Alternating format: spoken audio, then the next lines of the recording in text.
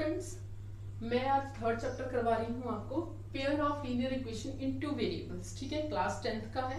Second chapter हम कर चुके हैं, उसकी 2 वीडियोस हैं। यूट्यूब चैनल पे जाके एक बार जरूर देखें, लिंक है मैथ्स विद रेणु। ठीक है, अब एक बार इसको जरूर देखें। चलो थर्ड चैप्टर स्टार्ट करते हैं, लेट्स स्टार्ट। ठीक है, जैसे चैप्टर का नाम है pair of linear equation in two variable. पहले तो ये समझते हैं, लीनियर इक्वेशन करी हमने, वही पिछला चैप्टर हमने पॉलिनोमियल किया था, उसमें बताया था लीनियर क्या होता है, जिसमें हाईएस्ट पावर, वेरिएबल की हाईएस्ट पावर क्या होती है 1। तो क्या आएगा, जैसे मैंने एक लीनियर इक्वेशन लिखी 4x + 3, ये था आपका लीनियर है, लीनियर पॉलिनोमियल है ये। इसमें हाईएस्ट पावर वेरिएबल की 1 है, लेकिन अब हमें क्या बोला है, लीनियर इक्वेशन। इक्वेशन में है, इक्वालिटी का साइन भी होगा। ठीक है, और 2 वेरिएबल है तो 2 वेरिएबल भी होंगे। ठीक है, वेरिएबल जो आप x y z जो भी यूज करेंगे। ठीक है, पहले आप क्या कर रहे थे कि अगर कोई टर्म, कोई पॉलिनोमियल अगर आपका x में लिखा है तो वो सारा ही x में लिखा जाता था। जैसे 4x + 3 ये आपका हो गया, या फिर ऐसे 5y + 2। ठीक है, ये भी एक ही वेरिएबल में है, ये भी एक में है, मतलब कोई x में लिख रहा है तो वो x में ही लिखेगा, अगर y में लिखे जा रहे हैं तो वो y में ही लिखेंगे। ठीक है, पर अब हमने पढ़ने हैं 2 वेरिएबल, मतलब दोनों वेरिएबल यूज करने हैं, x y दोनों। ठीक है, तो इसमें इक्वेशन बनेगी आपके पास 4x + 3y + कांस्टेंट टर्म = 0। ये है आपका pair of linear equation in 2 variables. दोनों वेरिएबल्स की हाईएस्ट पावर 1 है, इसलिए ये लीनियर है। ओके, ठीक है, अब आगे करते हैं। अब करने के इन लीनियर इक्वेशंस को सॉल्व करने के हमारे पास जो मेथड दिए गए हैं वो है, एक है ग्राफिकली, सब्स्टिट्यूशन, एलिमिनेशन और क्रॉस मेथड। ठीक है, क्रॉस मेथड आपके नए सिलेबस में है नहीं, तो वो हम नहीं पढ़ेंगे, हम 3 ही मेथड पढ़ेंगे, ग्राफिकल, सब्स्टिट्यूशन और एलिमिनेशन मेथड। ठीक है, देखो आपको सिचुएशन दी होगी, आपको इक्वेशन बनानी है with the help of 2 variables. ठीक है, और उनको आपने जिस या तो ग्राफिकली सॉल्व करना है, या सब्स्टिट्यूशन या एलिमिनेशन। ठीक है, तो हम पहले सारे मेथड एक एक करके पढ़ेंगे। ठीक है, सबसे पहले है आपका ग्राफिकल मेथड।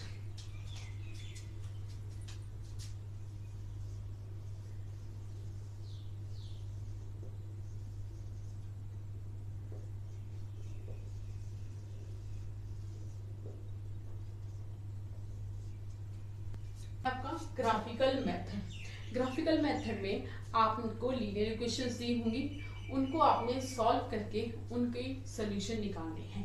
देखो इसमें कुछ कंडीशंस हैं, आपकी जनरल फॉर्म क्या होगी, ये होती है a1x + v1y + c1 = 0, और दूसरी equation a2x + v2y + c2 = 0।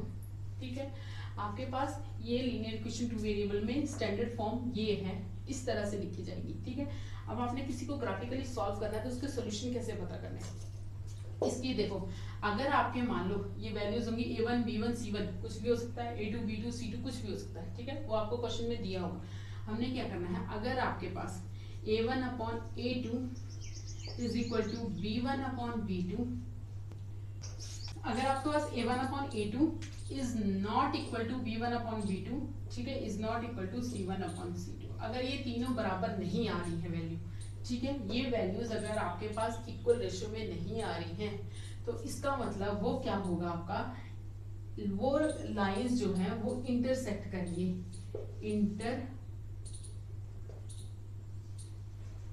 Intersecting lines बनेगी। ठीक है, इंटरसेक्टिंग लाइंस बनेगी, यानी कि उसमें क्या होगा, जब दो चीजें आपस में इंटरसेक्ट करेंगी ऐसे, तो उसमें क्या आएगा, एक सॉल्यूशन भी आएगा। तो 1 सॉल्यूशन होगा, और 1 सॉल्यूशन होगा तो साथ में आपका आ रहा है, तो उसको बोलते हैं कंसिस्टेंट। क्या बोलेंगे, कंसिस्टेंट सॉल्यूशन, कंसिस्टेंट।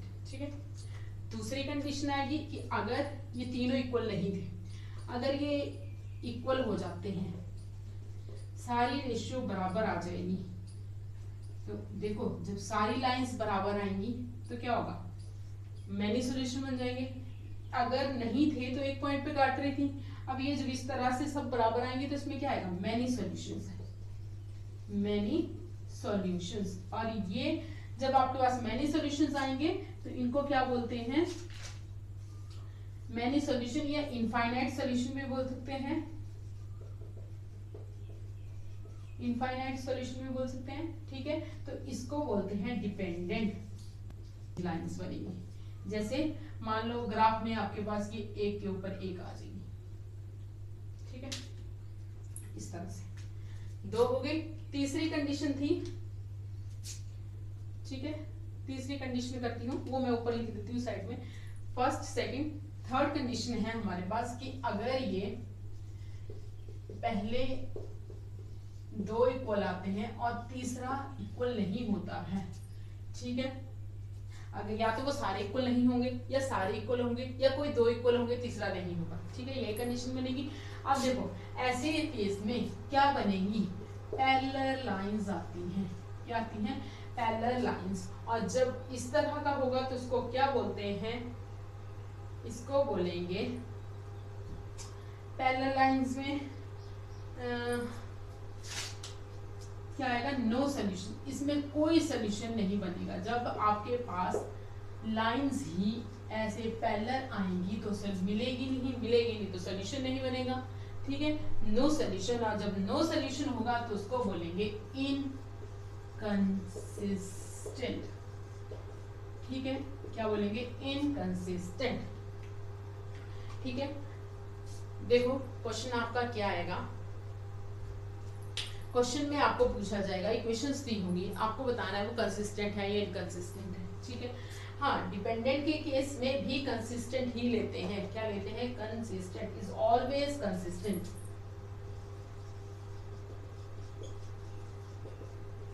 ठीक है। या तो आपके क्या होगा कि सारी वैल्यूज इक्वल होंगी, ठीक है, जब सब वैल्यू इक्वल होंगी तो उसके मैनी सॉल्यूशंस आ जाएंगे, मैनी सॉल्यूशन आएंगे उनको इनफाइनाइट सॉल्यूशन भी बोलते हैं। ये डिपेंडेंट होती हैं और ये डिपेंडेंट है तो ये ऑलवेज कंसिस्टेंट होती हैं। किस नेचर की होंगी, कंसिस्टेंट नेचर की। या तो आपकी कोई भी वैल्यू इक्वल नहीं होगी, ठीक है, कोई भी इक्वल नहीं होगी तो वो क्या करेंगे, एक दूसरे को इंटरसेक्ट करेंगे, इंटरसेक्ट करेंगे तो उसके पास एक पॉइंट होगा जहां पे वो एक दूसरे को काट रही होंगी और वो उसका सॉल्यूशन होगा, तो वहां आएगा वन सॉल्यूशन, ठीक है। अब या तो पहली दो इक्वल होंगी, तीसरी इक्वल नहीं होगी, ठीक है, तो उस केस में क्या है, आपके पास पैरेलल लाइंस बनेगी। जब पैरेलल लाइंस बन रही है वो आपस में कहीं नहीं काट रही है तो वो सॉल्यूशन होगा नहीं हमारे पास, कोई भी वहां कोई सॉल्यूशन नहीं होगा तो उसको बोलेंगे इनकंसिस्टेंट, ठीक है। ये क्वेश्चन जब हम करेंगे तब आपको एग्जैक्टली समझ आएगा कि है क्या चीज, ठीक है। चलो, आपको क्वेश्चन दे रखा है, दो क्वेश्चन लिखे मैंने, क्वेश्चन दिया है, यहाँ से आपको बताना है कि आपकी क्या वैल्यूज आएंगी, आपकी लाइंस का कैसा नेचर रहेगा, ठीक है। अब देखो इसमें ये जो है इसके साथ क्या लिखा जाएगा, x के साथ क्या लिखते हैं, a1, b के साथ 2, b1, ठीक है। तो इसको कैसे लिखोगे नेचर के लिए, ये था a1/a2, क्या बनेगा आपके पास, a1/a2 1/3, ठीक है, b1/b2 क्या बनेगा आपके पास, -2/4, यही आएगा। c1/c2, देखो यहाँ पे c1 कांस्टेंट नहीं है तो वहां क्या लोगे, जो चीज मिस है वहां लेंगे 0, वो आएगा 0/something that is equal to 0, ठीक है। देखो यहाँ से ये बराबर आ रही है, क्या ये आया 1/3, उसको अगर मैं काट के लिखूं तो ये आएगा -1/2 और वो क्या आएगा 0। ये तीनों ही क्या है, नॉट इक्वल है, ठीक है। जब ये आपस में इक्वल नहीं होंगी, तीनों की तीनों जब नॉट इक्वल थी तो वो क्या वो थी, क्या नेचर था उनका, इंटरसेक्टिंग लाइंस, क्या बनेगी वो, इंटरसेक्टिंग लाइंस। तो ये क्या है, इंटरसेक्टिंग लाइंस, ठीक है। और इंटरसेक्टिंग लाइंस को क्या बोलते हैं, क्या आएगा उसमें, एक सॉल्यूशन होगा तो उसको क्या बोलते हैं, कंसिस्टेंट, क्या बोलेंगे, कंसिस्टेंट, ठीक है। अब ऐसे इसका चेक करो, 2/4 3/6 इज इक्वल टू 9 -9/-18। देखो ये काट के 1/2, ये काट के 1/2, ये काट के 1/2, माइनस से माइनस कट गया, ये तीनों की तीनों इक्वल हैं, जब तीनों के तीनों इक्वल हैं तो उसमें क्या आता है, मैनी सॉल्यूशंस आ जाएंगे। मैनी सॉल्यूशन आएंगे तो ये डिपेंडेंट थी, ये भी इनको भी क्या बोलेंगे, कंसिस्टेंट। ठीक है, इसमें वन सॉल्यूशन था, इंटरसेक्टिंग लाइन थी, ये मैनी सॉल्यूशन है और इसमें क्या आएगा, मैनी सॉल्यूशन है और डिपेंडेंट लाइंस आएंगी, मतलब दोनों एक दूसरे के ऊपर लाइन करेंगी। ठीक है, इस तरह से चेक करना था। अब ग्राफिकली कैसे करेंगे वो देखते हैं। चलो नेक्स्ट देखो, क्वेश्चन बोला है आपको, ये दे रखी है दो इक्वेशंस। ठीक है, आपको ग्राफिकली चेक करना है और बताना है कि इसका जो सॉल्यूशन है वो कंसिस्टेंट है, साथ में आपने ये ग्राफिकली सॉल्व भी करना है। ठीक है, देखो पहले क्या करेंगे हम, कंसिस्टेंट है या नहीं ये देखेंगे। ठीक है, तो इसके लिए क्या कर रहे थे हम,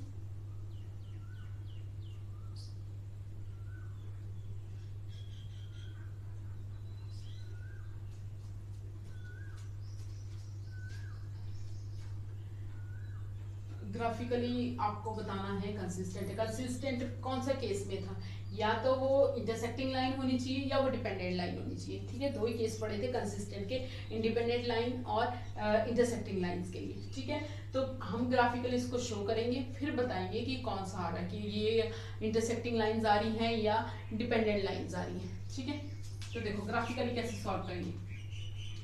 आपने इक्वेशन नंबर 1 दे दो, इसको इक्वेशन नंबर 2 दे दो।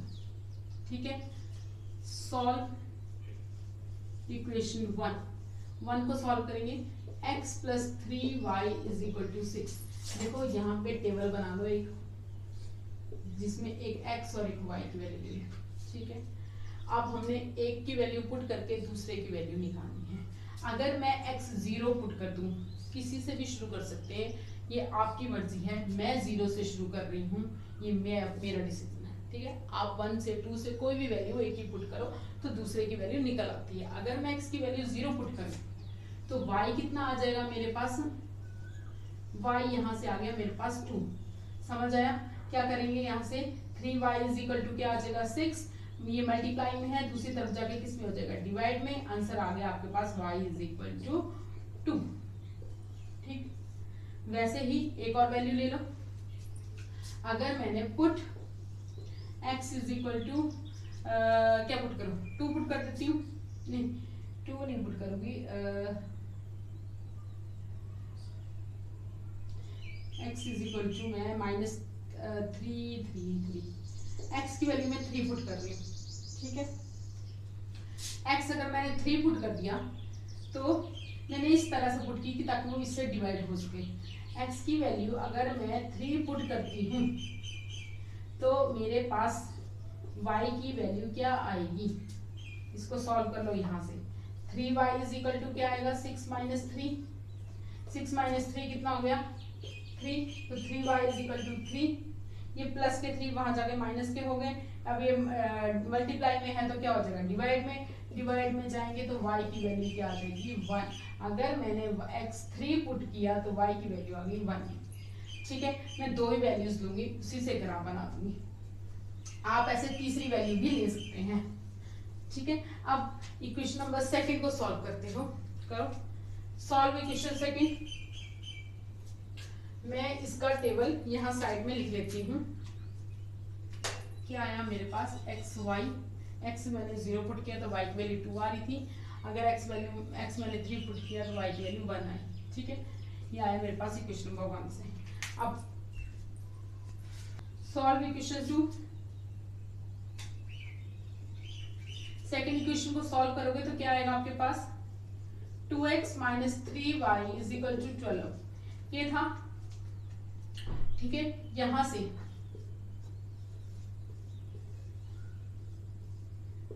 देखो x मैंने 0 पुट कर दिया तो y की वैल्यू कितनी आ जाएगी मेरे पास, y आ गया मेरे पास -4। ठीक है, अब मैंने x की वैल्यू x की वैल्यू मैंने 3 पुट कर दी। x की वैल्यू 3 पुट करोगे तो क्या आएगा 2 × 3 - 3y = 12 और ये सॉल्व करके बनेगा 6 - 3y = 12 और माइनस के 3y is equal to 12 minus 6, ये आएगा माइनस के 3y इज इक्वल टू 6, और y की वैल्यू यहाँ से आ गई मेरे पास माइनस के 2। ठीक है, अगर मैंने x3 पुट किया तो y की वैल्यू मेरी माइनस 2।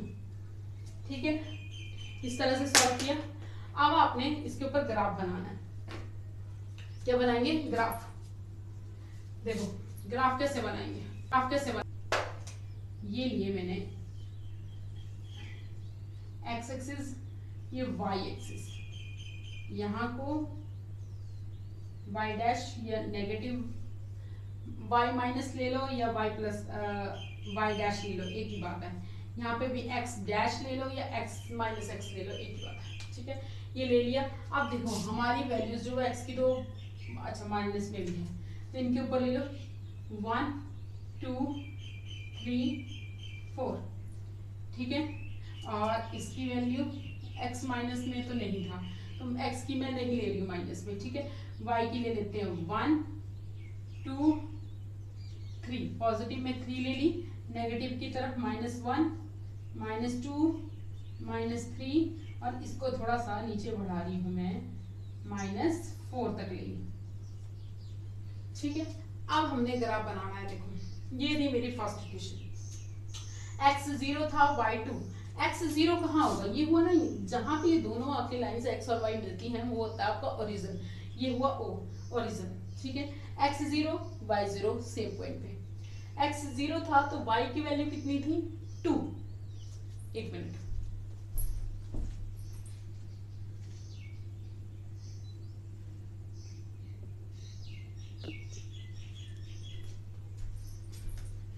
x 0 था तो y की वैल्यू कितनी थी? 2। तो x 0 ये है, y 2, तो उनके सामने लगता है, दोनों पॉइंट्स के सामने लगेगा। तो x 0 और 2 ये आमने सामने थे। ठीक है, इसके ऊपर लिख दो, x का पहले लिखा जाता है, y की वैल्यू बाद में लिखी जाती है। ठीक, उसके बाद x3 y1, x3 कहाँ हुआ? ये। y1 कहाँ हुआ? ये। तो इनके सामने कहाँ आया? इसके ऊपर आया, x3 y1। ठीक है, दूसरी लाइन क्या थी? अब इनको मिला दो, ये चला गया ऐसे। ठीक है, ये कौन सी लाइन से आया था? इक्वेशन नंबर 1 थी ना ये, तो इसके ऊपर लिख लेना x + 3y = 6। ये ऐसे क्वेश्चन सॉल्व करने का ये तरीका है। नेक्स्ट देखो, x 0 y -4, x 0 था तो y -4 ये आया इसके ऊपर, x 0 y -4। नेक्स्ट है x3 y -2, x3 है, y की वैल्यू क्या है? -2, ये इसके सामने आएगी यहाँ पे, x3 y -2। इनको मिलाओ,